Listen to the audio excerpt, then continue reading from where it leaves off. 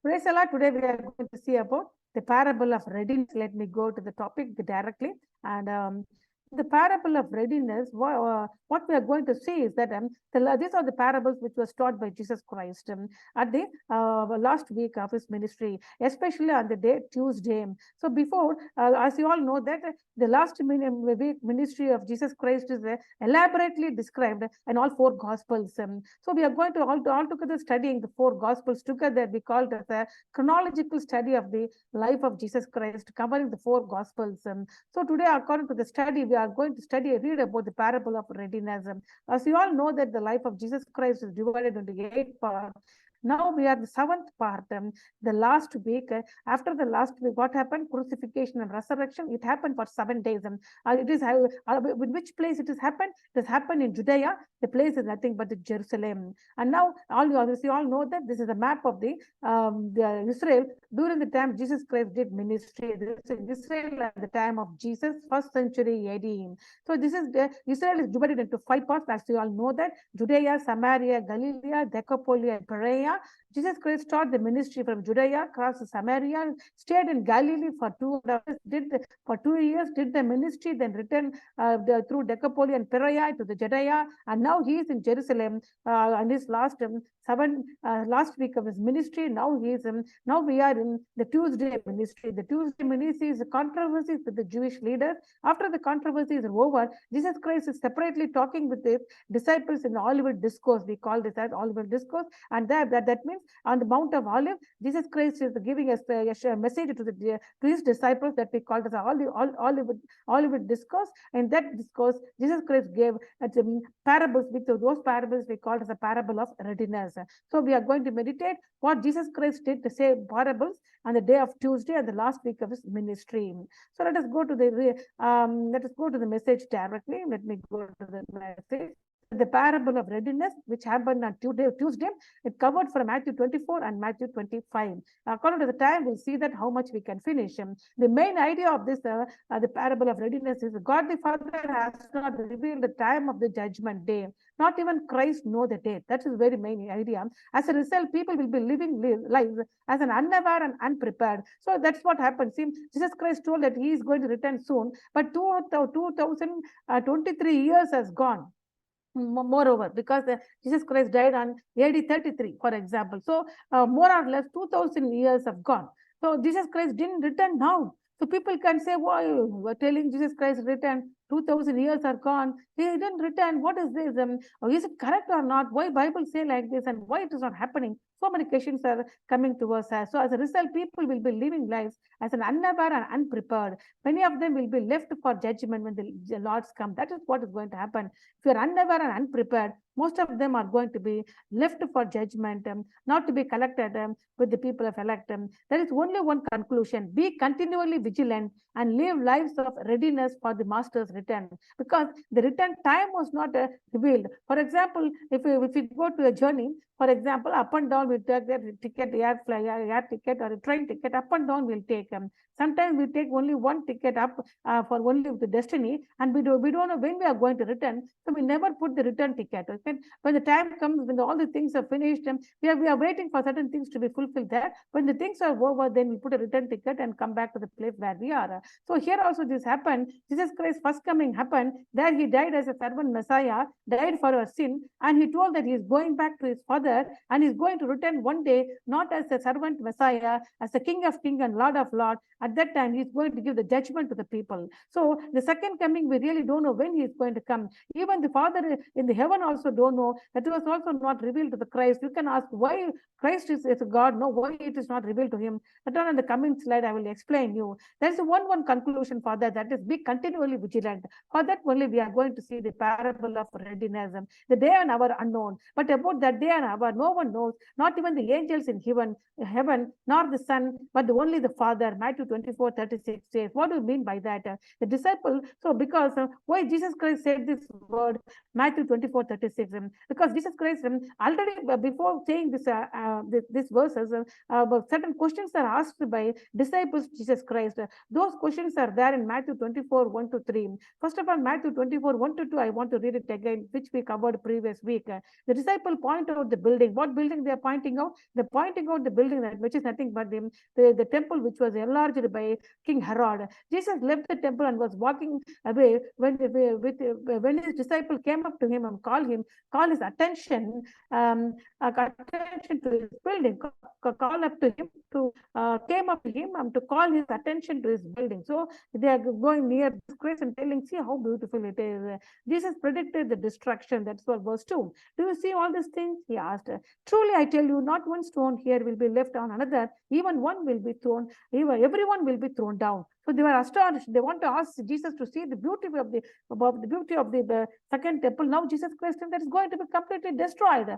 So disciple asked two questions, Matthew 24, 3. When will it happen and what will be the sign? As Jesus was sitting on the Mount of Olives, the disciple came to him privately.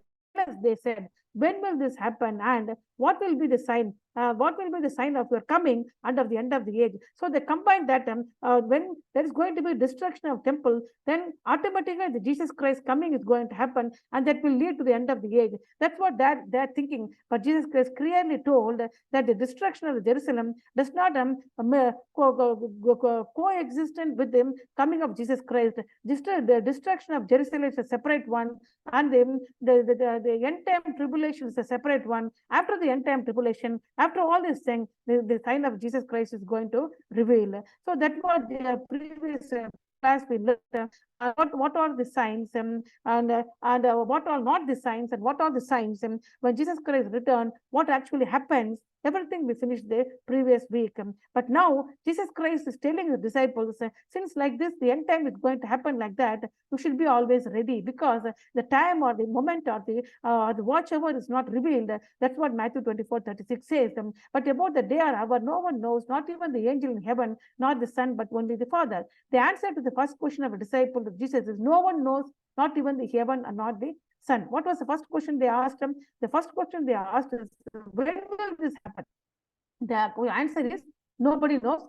Even the Christ knows, does not know. Even that's it, the Father in heaven only knows. It is the heavenly secret known only by the Father. Jesus is the God man, and as such, it's both fully God and fully human. It is a hypostatic human union. We call as a 100% God and human. Then you'll ask me one question: if he's 100% God, why it is not revealed to him when he's going to return back? That's why I want to give the explanation. This involves some limitation when in this incarnate state.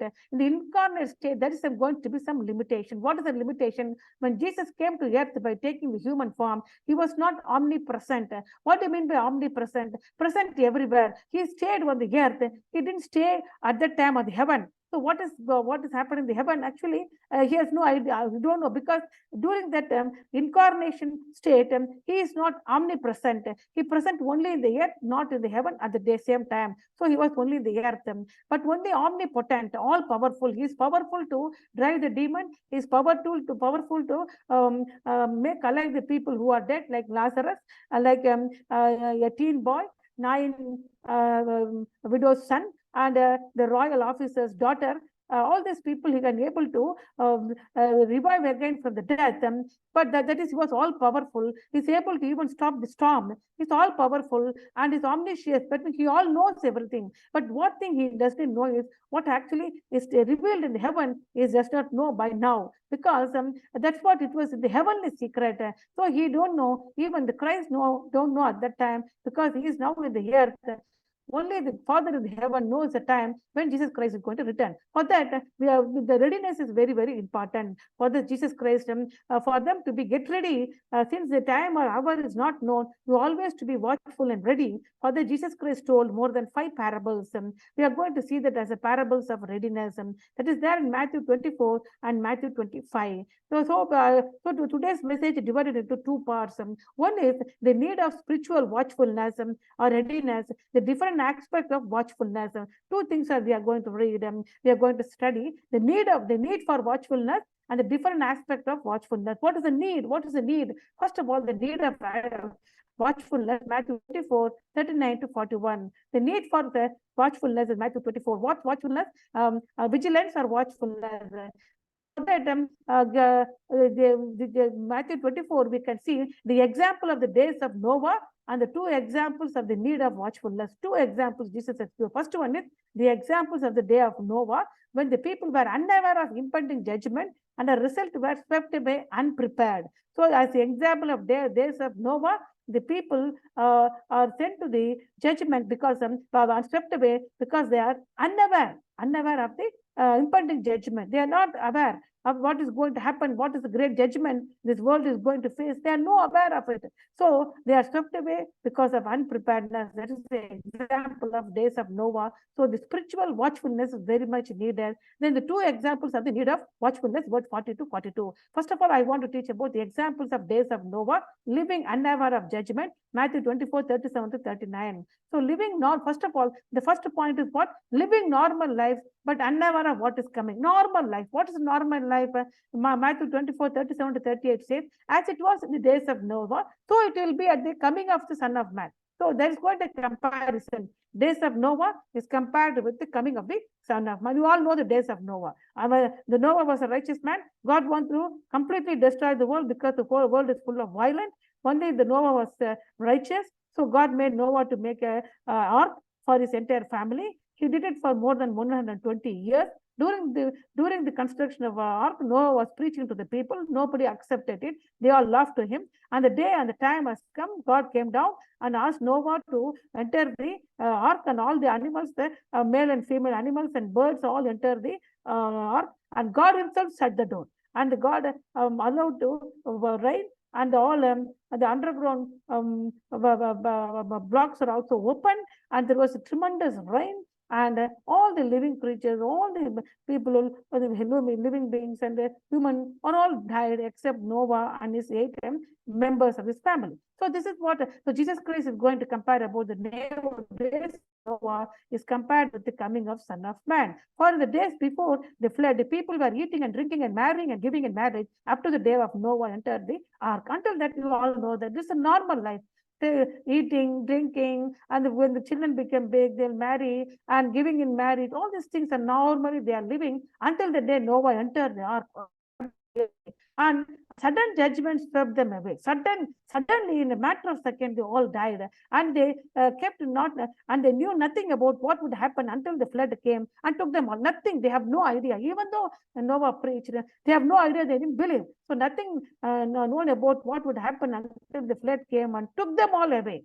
And this is how it will be at the coming of the Son of Man. So tremendous, so dangerous thing. So the need of watchfulness. And what is needed is watchfulness is needed. No, let me go to the explanation. The coming of the Son of Man takes place at an unknown time, and the life seems to be going on much as usual, just as in the days before the flood. Everybody are very happy, pretty going. People follow their ordinary lifestyle. And Jesus did not mention flood as a judgment here, as the sin of that generation. Here, there is not said, oh, judgment has come. Jesus didn't mention anything about. He just said days of Noah is compared with days of everybody are marrying, happy, all these things.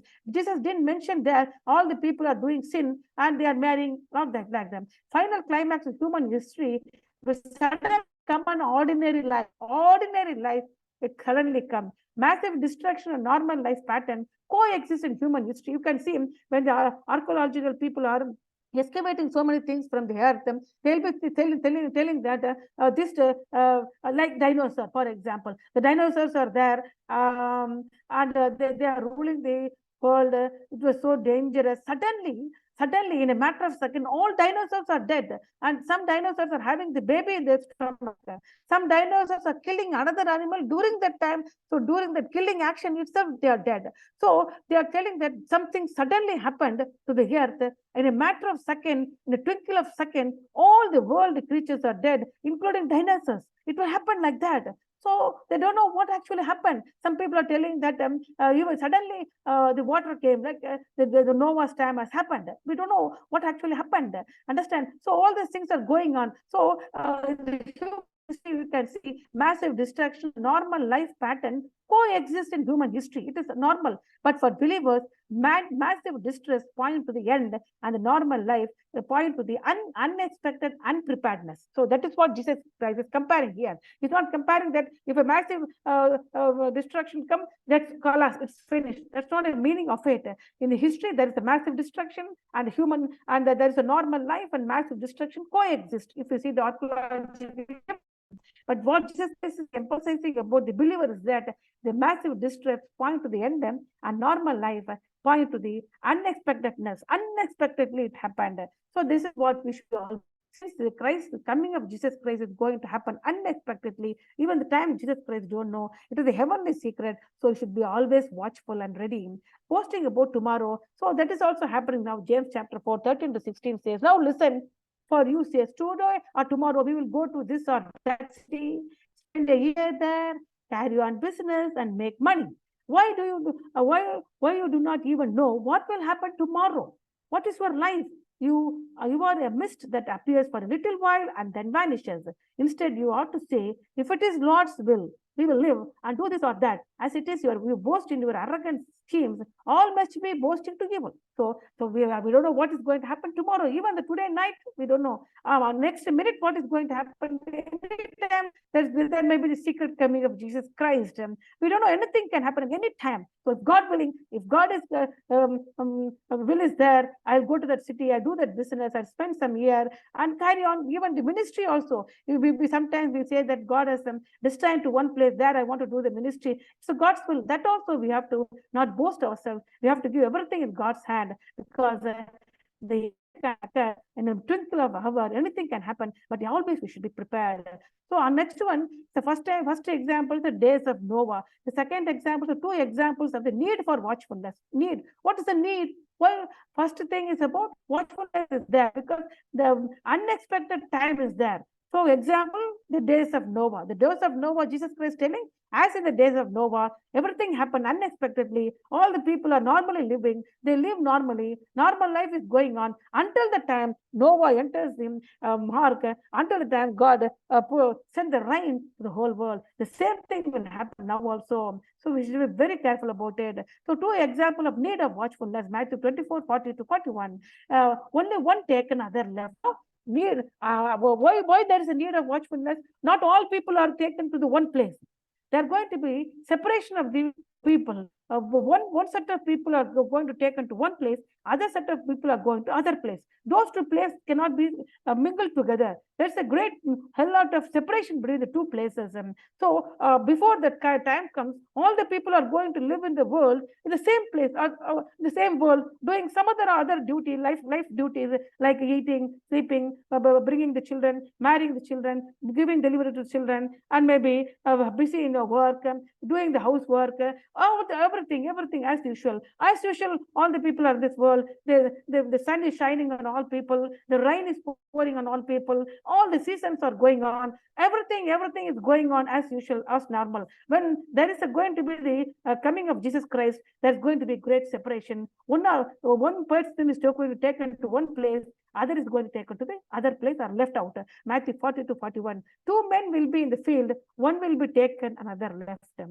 Two women will be grinding with the handmill, and one will be taken, other will be left. What is this?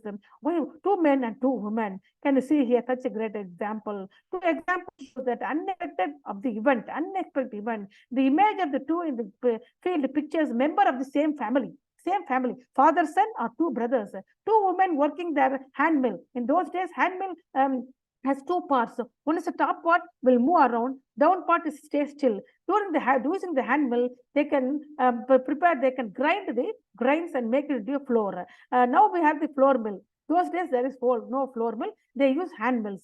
The hand mill was normally operated by two women sitting opposite each other with the mill between them. Each woman in turn pulled the stone around 180 degree. Another woman in turn another 180 degree. So two may be sisters, mother and daughter, and two household slaves. We don't know. But are relatives. Well, they are working in the one place. Yet no matter how close the relationship, one is taken, the other is left. That's what's going to happen. It is not very important whether means taken to the judgment or taken to the gather of the elect. We don't know. Taken means what? To the to the heaven, or left means left in the earth. That is not revealed. But there is a great separation. That means one person is prepared for Jesus coming, another person is not prepared. Even though they are belong to the same family, one person is ready, another person is not ready. That does not mean that all the family has to be taken to one place. We don't know that. So even though you are in one family, keep it in the mind. There's going to be great separation. If you are not ready, if you are not, your life is not up to standard, the entire family is going to be separated, and one set of people are going to one place. Somebody are taken and somebody are going to be left. This is a very dangerous thing to even imagine. So think about it. That's what Jesus Christ is. Yeah.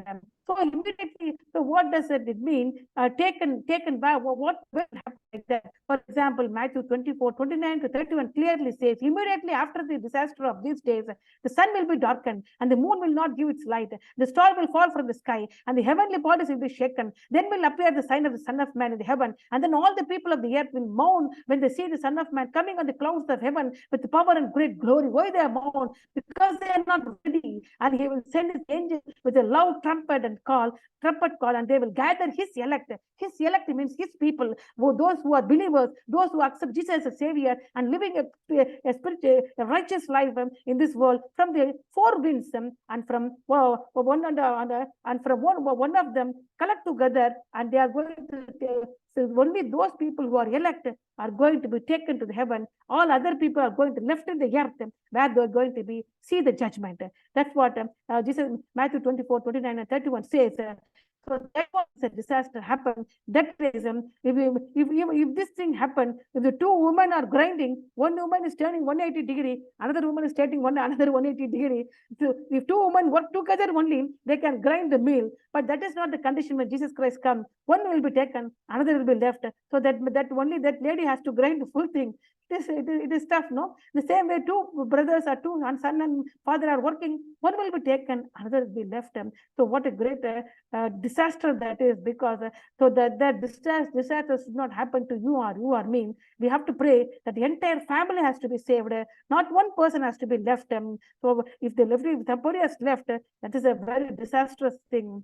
So the second thing is a different aspect of watchfulness. First one, why we need spiritual watchfulness. Why it is needed? Because the days are the day of Jesus Christ is going to come. The days of judgment, nobody knows. So, for example, this is like a days of Noah, and since it is unexpectedly happen, so you should be get ready every time. That's what the two parables says. The next topic is the different aspects of watchfulness. In the watchfulness also, there are different aspects. That's what we're going to see. Matthew 24:42 to Matthew 25:13. Different aspects of watchfulness. So there are four parables for that. And the four parables, if time permits, I will finish only three parables. The fourth one next week, or God willingly, the next year. I don't know what time I'm going to teach you, but the three parables, first of all, I will teach you the homeowner and the thief, the two servants, the 10 virgins. The homeowner and the thief, constant watchfulness is required. Constant watchfulness. And the two servants, duties and responsibilities must be settled.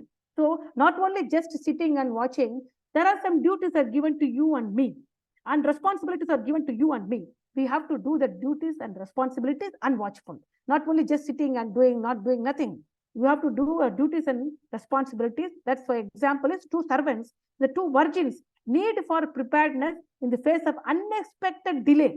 So don't think that it's happened. It is going to happen tomorrow. We don't know. It may happen, but there is an unexpected delay. So can you see now 2000 years are gone, isn't it? It's an unexpected delay. So it can happen. Don't think that why Jesus Christ is telling is that especially disciples after Jesus died, they're thinking that Jesus is going to come immediately. So that is not the thing. Don't expect me like that. It's going to be unexpected delay. So during that unexpected delay, there is a need for preparedness. So even though it seems to be delay for you, you should be prepared. That's what the 10 virgins says. What is the talent? The responsible living people under the direction of Jesus Christ are going to be rewarded in the end. So that the talent parable only, the next class I want to teach you. But other three parables, let us see today, the homeowner and the thief, constant watchfulness is required. First is what? The first parable, the parable of what we are going to see. What are the four parables? The different aspects of watchfulness. Why watchfulness is needed? First topic is finished. The second topic, the different aspects of watchfulness. The different aspects of watchfulness, there are four parables. Of the four parables, today we are going to see only three parables. What are the three parables? The homeowner and the thief, the two servants, the 10 virgins. About the parable of talents, we'll see next class. The homeowner and the thief. Constant watchfulness is required. The homeowner and the thief, Matthew 24:42-44. Therefore, keep watching, because you do not know on what day your Lord will come. Matthew 24:42-44 says, therefore, keep watch. Therefore, why therefore? The therefore is, for example, the days of Noah. Next is the two women, the two men. One is taken, one is left. As in the days of Noah, the normal life is going on. The people are unprepared. Suddenly, they are unexpectedly the disaster, we can say the day of judgment or the second coming of Jesus Christ can happen. Now, therefore, keep watch, because you do not know on what day your Lord will come. But understand this, if the owner of the house, parable, understand this, if the owner of the house had known at what time of night the thief was coming, he would have keep watch, and he would have kept watch, and would not have let his house be broken into. What is the conclusion? Conclusion is, be ready at all time. Matthew 24:44 says, you always must be ready, because the Son of Man will come at an hour when you do not expect him. Now, what is the comparison here? The first comparison, what we saw, on days of Noah compared to the days of the Lord, isn't it? Days of the coming of the Lord. Next is what happened at that time? Two women grinding, two men working. One was taken, another was left. One man was taken, another was left. That was the conclusion. So keep watching, because another parable, what is a constant watchfulness is required. Now, always, for example, if the house owner is there, he has a great treasure in his house, he is happily living, and there was a thief want to take all his treasures. So when the house owner sleeps, unexpectedly the thief broke the house and take the treasure. For like that, the Son of Man will come at an hour when you do not expect. If the house owner know at what time the thief is coming, he never sleeps. He is always watchful. The same way, so the coming of Son of Man is compared to the coming of the thief to the house. So let us see that explanation. Why constant watchfulness is required? The disciple know the owner of the house would watch if you knew when the thief was coming, so the thief could not break it. For example, if somebody come and tell, see, when thief was telling he's going to come to your home and take all your possession, be ready, so that man never sleep. Even though he sleep, he'll tell his wife, you have to watchful until this time, and he'll sleep at that time. Then he'll tell his children, you will be watchful in this time, we'll sleep. They will put a routine, no? They will watchful all the time. That's not happen, no? The thief can come at any time. So disciples know what they already know. The owner of the house would watch if he knew when the thief was coming, so the thief could not break in. So no one knows at what time or during what watch time the thief might strike. So constant watchfulness is required, and you must be ready always. This must be ready always. The unexpectedness of coming of Son of Man resembles a thief. Don't think that the Son of Man is compared to the thief. A comparison is what? Unexpectedness of coming of Son of Man resembles to the thief. So you should be aware of it. Unexpectedly, Jesus is going to come. The next parable is what? So what we learn is need of watchfulness. What is the constant watchfulness is needed? For that Jesus Christ told one parable, house owner and the thief. So don't think that Jesus Christ is going to come late. So let me live whatever way I can live. Let me steal. Let me do all things what is not given in the Bible. So when Jesus Christ is going to come when I come to know that Jesus is going to come, I'll certainly change my life. I'll try to live righteously. So when Christ comes, I'm such a great believer. He can take me with him to the heaven. I'm not going to be left behind. So you cannot think like that. There should be constant watchfulness is required, because like a thief come to attack the house, we don't know what time. The same man, Son of Man, resembles the thief, come anytime and break it, and he will take the treasure. What the treasure? The treasure is nothing but the elected people. The thief come and take the treasure, isn't it? He never take other thing. He only take the treasure, and he left behind more the unwanted things and the things which are not treasurable to him. He just left it. He only take the treasure thing. The same thing. Jesus Christ will come and take only the treasure from the world. Those treasure are the elected people, the believers who are waiting for his coming. Those who are precious in the God's sight. Those people only he'll take with him. Other people he left it. So he should be very careful in because he's coming just like a thief coming and attacking a house owner house. Next is the two slaves. So what does it represent? What does it parable represent? What is the main theme? The main theme of the parable is duties and responsibilities must be settled. Okay, what is the main theme of the first parable? That is the house owner and the thief. Constant watchfulness is required as a theme of the first parable, house owner and the thief. So what is in the second parable? The second parable is nothing but the two slaves. The theme of the parable is duties and responsibilities must be settled. Must be. You have to do the duties.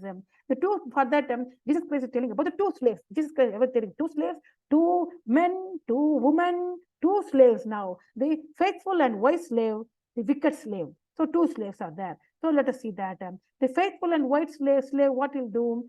Basic of the parable is duties and responsibilities must be settled. What is the action of the faithful and wise servant? Faithful in carrying of the duties. What is his reward? Gives charge over all the master's possession. So now you can see is faithful and wise, not slave. So in those days, don't think that slaves are only doing mean job and they have no responsibilities. They have to do what the masters say, and they do always dull duties, boring duties. Don't think like that. In those days, the slaves are like doctors. They may be doing some great jobs. Those people may be the slaves to the master. Okay, even though they are slaves, they're having the good position, but they are slaves to the masters. So for example, a senator is there. So he was considered to be the great honorable man, depending upon how many slaves he have. For example, in those days, one senator have 400 slaves. The slaves can be any due. They can be a farmer, they can be a doctor, they can be a house working people. All type of job people can be also a slave to a senator. Okay, but among those slaves, he wants to select a leader of the slave. So that slave is going to take care of other slave. Okay, so the owner master want to select the leader of the slave. Okay, so what happened? The slave, they have the master went to is far off place, for example. So when he went to far off the place, the slaves who want to become, who is a faithful leader, who want to be a faithful slave, is going to be do his duty as usual. He's not going to think, oh, master is going to come late. Let me beat other slaves because I'm in somewhat prominent position, because position is given to me, because I became the leader. Because before going to the long journey, my master selected me as a leader. So I am the leader of other slaves. I am a slave, but still I am the leader of other slaves. So there are two types of slaves now. One is a faithful and wise slave. One is a wicked slave. Okay, we are going to see what's the difference going to happen between this faithful and wise slave and a wicked slave. Okay, let us see that. What is the action of the faithful and wise slave? Faithful in carrying out his duties. What is his reward? Gives charge over all the master's possession. That's what the reward. Let us see first of all, faithful and wise. Matthew 24, 45 to 46 and 47. Matthew 24, 45 to 47 says, who then is the faithful and wise servant, whom the master has put in charge of the servants in his household to give them their food at the proper time? So what is the duties and responsibilities given to the master slave? Master slave, he's a slave, but he's a master of other slaves. Okay, understand? He's a leader, not master, leader of other slaves. There is some responsibility given to him. What's the responsibility? He have to give the food at the proper time for the other slaves. Understand? They are doing the mean jobs, but he is a great slave. He's a leader of the slave. He have to, the responsibilities and duties are submitted to him by his master before going to the long distance. So what is a faithful and discerning means? Understand the situation and do what the master commands. What is the master command? The master command is give them, the other slaves, their food at the proper time. That is a commandment. It will be good for that servant whose master find him doing so when he returns. That means what? The master went to a long journey. The master didn't tell to the slaves or the head of the slaves when he is going to return. He's only telling, I have selected the two leaders to head slaves, you take care of the slaves. I'm going to a long journey. So when he returned back, whom he is going to consider, if it will be good for that servant whose master find him doing what? Providing the food for the other slaves at the proper time when he returned. So God's blessing lie on those who are found faithful in serving him and others when Christ returns. Truly, I tell you, he will put in charge of all his possessions. Oh, he's very happy. Oh, good slave. Take care of all the possession. Take care of it. Take care of it. What about wicked slave? Matthew 24, 48 to 51. His action, what is the action of the wicked slave? Beating the other slaves and getting drunk. What is his punishment? Loss of inheritance and terrible sorrow. For example, God has given certain high position to the other people. It is God from God. God only gives authority. So if you are going to misuse your authority, then God will certainly give the punishment. This we are given, for example, during those days, the King Nero of the Roman Emperor Nero, what he do, no, certain times he immediately go out. Okay, unexpectedly he will go in a horse ride with a great destructive weapon like sword, very sharp sword in his hand. When he travel in the street, he just kill random people. He just kill random people. Oh, nobody can ask why. He just kill because I am the king. I can kill anybody. So this is the example of the wicked slave. That's what Jesus Christ is telling us. This example as a wicked slave. Anybody, just kill them. This is an example. For example, I'm telling, such a wicked, he's a king. He was made as a king of the Roman Empire. Compare empire, so emperor. God only made him, but he's misusing his position, his responsibility, his duties. He's misusing. He's not taking care, beating other slaves and getting drunk.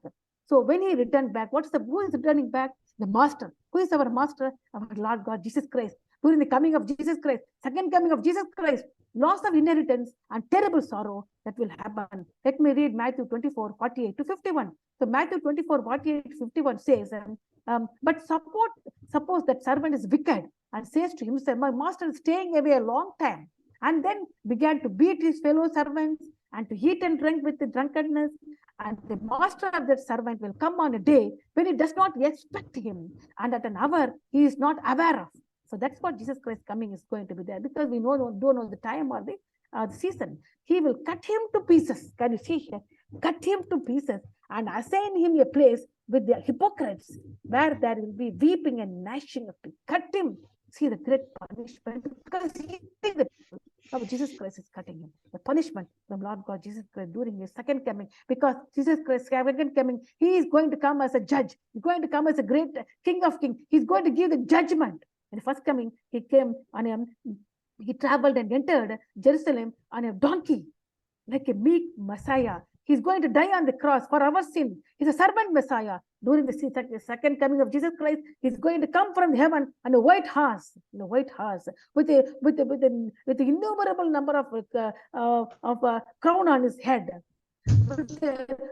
with a sword in his mouth, double-edged sword in his mouth, with his eyes glowing like a fire.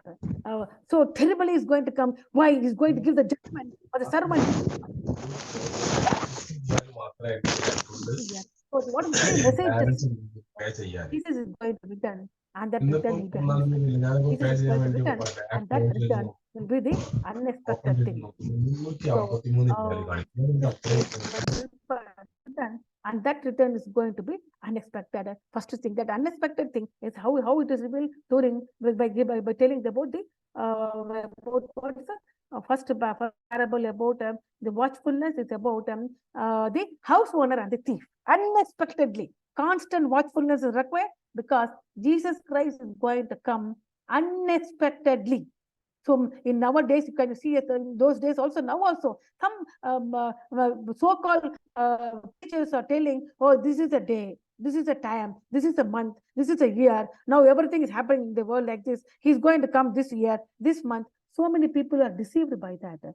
There are so many people came in this world and collect so many people with him. And one man actually, what he did, he told that a certain time, like 1987 or something like that. I don't know the exact day. I don't want to know that year also. He proclaimed like that, and people believed.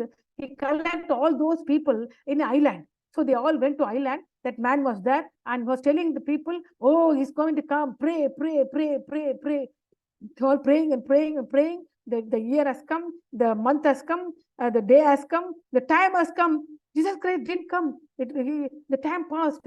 So then what he did, then asked the people, asked them to fast for days together. Then asked, then he gave some drink to drink. In that drink, he mixed a venomous poison. He also drank.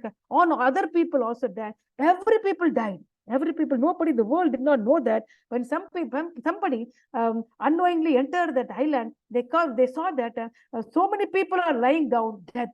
So even that leader also dead. So this is a terrible thing, terrible thing. So even if a message come like that, so Jesus Christ is going to come this year, this month, this time, don't believe it. Don't believe it. It is not revealed in the Bible. What you have to do is that Jesus Christ is going to surely come. His return is imminent, but it is unexpected time. When he comes, it will happen in a twinkle of seconds, but it is unexpected. Nobody knows, even the angels in the heaven, even now the Christ knows him. When he was in the world, even Jesus Christ did not know. That's why he said like that, even it is not revealed to me. But it was when he went to heaven, it was already revealed to him. Jesus Christ certainly know when he is going to come, but it's not revealed to his disciples, not revealed to anybody else. Even a great prophet, it is not revealed. That's what now, what is it? It's a heavenly secret. Only Father God knows. Jesus is going to return, and that return will be unexpected. Unexpected. Okay, like a household and a thief. A thief can come anytime and take his treasure. Okay, the same way, Jesus Christ will come anytime and take his treasure. You and me are his treasure in his hand. God will certainly take us. Don't think that you are going left behind. So as we all going to live a life directed by the word of Christ, even though you suffer in this world, even though you never get what you want in this world, even though your wish may not go fulfilled in this world, even though your needs are also not fulfilled in this world, and nothing is serious, because we are going to be treasured in God's hand. He's going to take us with him, because this world is destined for the judgment. We're not going to be there in this world during the judgment is going to pour, because he's going to take with him to the heaven, because we are his treasure. Every believer is responsible to be ready. So since the coming of Jesus Christ is unexpected, every believer is responsible to be ready at all times. So at all times you should be ready. I told you, there was a man who collected certain people and asked them to be ready, live a holy life, fast, read the Bible, pray, all these things. Was okay, you have to pray, not the time and date and setting it and waiting for it and then following. This is called the false teachers. Okay, these false teachers astray so many people. There are so many false teachings are coming. So be careful about all this false teaching. Those people are false teachers. Their only need is money. They want to fulfill their own desire. So they are telling all these wrong messages. And the spelling for 3 is wrong. I'm sorry. I think it's correct one. Okay. Every believer is responsible to be ready at all times, for we will all held them accountable for the way we live. For second thing, every believer is responsible to be ready at all times, for we all held responsible for the way we live. That's very important. Why we are held responsible? We're head of slave. There is a wicked slave and a wicked head slave and a faithful head slave. The faithful head slave provide food for all his slaves at a correct time, and he knows what to do, what the master wants perfectly. Isn't it? Another wicked, hey, our master is not going to come now. Let me drink. Let me do my own life. I am going to have happy. I am self-centered. My life is self-centered. I am very selfish man. I want to fulfill all my needs, my desire. I want to live a happy life. I don't know whether that happy life make other people to suffer. Let them suffer. Let them die. I have no worry about it. But here it is wrong thing. There will be severe punishment for those who live for themselves and refuse to serve others. That we call the self-centered life. There will be severe judgment for those who live for themselves and refuse to serve others. That we call it as a self-centered life. Then I go to the 10 virgins. What about 10 virgins? The need for preparedness in the face of unexpected delay. The need. There is a need. Especially there is a need. For that, we are going to take 10 virgins. You can ask me why there is a 10 virgin. The 10 represent in the Bible the completeness. So we call it the 10 commandments, 10 plagues. So we have to pay the 10th amount of salary or earning to the God. So tithe. So the 10 represent the completeness. So here Jesus Christ is telling about the 10 virgin. So that's why it is written. So the 10 set forth to meet the kingdom. The bride, what are the 10 virgins are there? The 10 virgins are there to meet the bridegroom. In those days, there is a bride, there's a bridegroom. Okay, the marriage is fixed 1 year before itself. Okay, all the marriage duties are done, and after 1 year, at the time that when bridegroom is going to take until 1 year, the bride has to live in his house. The bridegroom has to live in his house. After some years of 1 year is like that, some time, maybe 1 year maximum. So that time is over. The bridegroom will start from his home with his friends, with a great love. The friends are holding the light in the hand. They make a great procession with a great trumpet noise, and until the street where the bride is staying. So the street, at the corner of the street, the bridegroom will stop it. He never enter his street completely and enter the house of the groom, a bride. So he will stop at the beginning of the street itself. But what happened? The bridegroom's friends make a great procession with a light and knock the bride house, and the bride is going to be ready.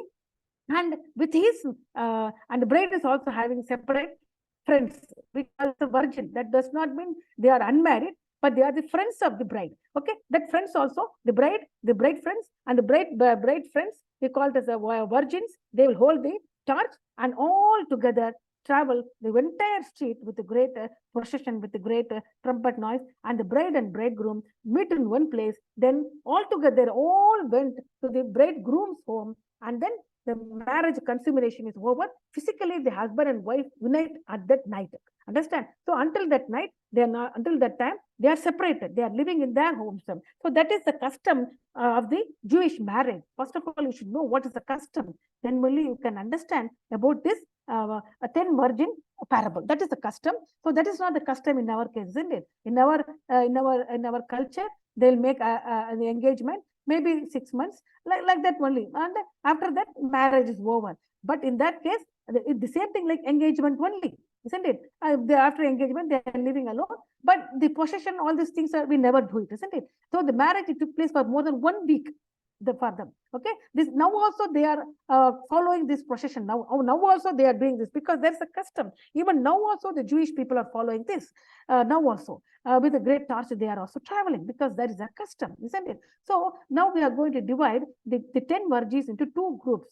The wise and foolish virgin. The 5 virgins are wise. The another 5 virgins are foolish one. We are going to see that. So why they are wise, why they are foolish? The foolish take torch but no oil.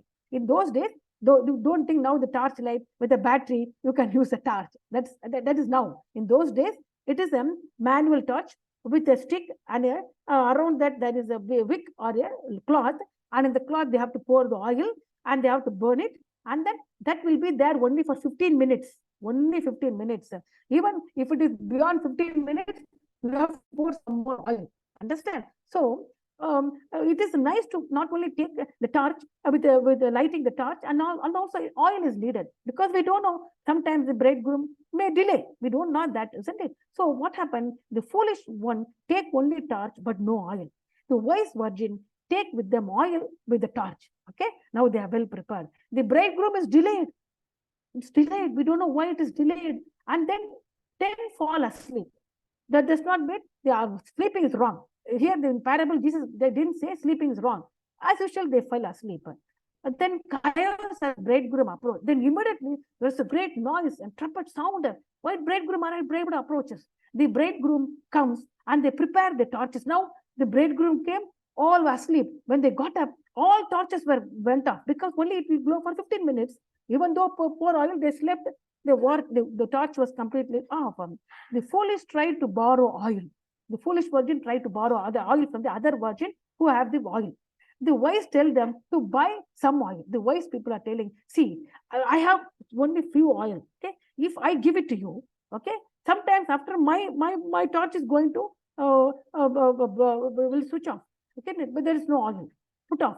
And another because I'm giving only little oil, your torch also going to put off. And then at last, nobody torch is light, is alive, So full dark is going to be there. That is going to be shame for the bride and bridegroom. That is not good. Okay, somebody should be ready. So oil, what we have is for us, enough for us. So you go and buy the oil. In those days, in like this very important times, the street, the shops are open the full night. For this, some people come and collect the oil for that. So don't think the shops are closed. The shops are still open because the shop people know there's a great wedding is going on. The shop is open. You go there, buy the oil. So you can use the torch. So okay. So those foolish maiden went to buy the oil. The wise tell them to go buy some oil. So entrance to the wedding. Now what is entrance to the wedding? The wise entered immediately. The bridegroom appeared, and the wise virgin entered the wedding banquet. The foolish are denied the entrance. They came with oil and tried to lit the torch. At that time, the door was closed. Whose door was closed? The bridegroom's house was closed. In actual wedding, they never closed the door, isn't it? Only but for Jesus Christ, consummation of the second coming, Jesus Christ is telling the door was closed. The wise entered the wedding banquet. The foolish are denied the entrance. What is the moral of the story is that we should always have wisdom and foresight are important. What is the wisdom? Preparedness is a wisdom. That is a wisdom. Wisdom is nothing but preparedness. So wisdom is what is nothing but not reading the Bible and follow those written by instructions in a practical righteousness. That is a wisdom that is needed for the preparedness. Matthew 25, 1 to 30. At that time, the kingdom of heaven will be, I'm going to read Matthew 25, 1 to 30. At that time, the kingdom of heaven will be like 10 virgins who took their lamp and went out to meet the bridegroom. 5 of them were foolish and 5 were wise. The foolish one took their lamp but did not take any oil with them. The wise one, however, took oil in jar along with their lamp. The bridegroom was a long time in coming, delay, and they all became drowsy and fell asleep. At midnight, the cry rang out, "Here, the bridegroom, come out to meet him." Hear great noise, here, come out to meet him. Then all the virgins woke up and trimmed their lamps. The foolish one said to the wise, "Give us some of your oil. Our lamps are going out. Please give." "No," they replied. "There may not be enough for both of us and you. Instead, go to those who sell oil and buy for yourself." But while they were on their way to buy the oil, the bridegroom arrived. The virgin who were ready went in with him to the wedding banquet, and the door was shut. Later, the other also came. "Lord, Lord," they said, "open the door for us." But he replied, "Truly I tell you, I don't know you. Therefore, keep watch, because you do not know the day or hour." What a great thing. You should not be in the foolish virgin type. The doors are going to be closed. You should be like a wise virgin. What is the summary? What's the summary is that rejection of those who, or that does not mean the people are always ready. Only at that time the light was gone. That does not mean they are not entered. That is not the meaning. The meaning is that rejection of those are 5 virgins represent, they despise the appearance of Jesus Christ, never made preparation for the coming of the king. So those are the 5 foolish virgins. They despised, they never care, they never believe, they are not preparing themselves, they never read the Bible, they just never care, they never believe, they have no hope in that. Those are the foolish virgins. Those are going to be closed, even though they cry unto them, "The Lord, Lord." The Lord said, "I don't know you." So the first parable warns of the unexpected as the Messiah coming. The second parable shows that more of the passive watchfulness is required. There must be behavior acceptance to the master, the doing of allotted response.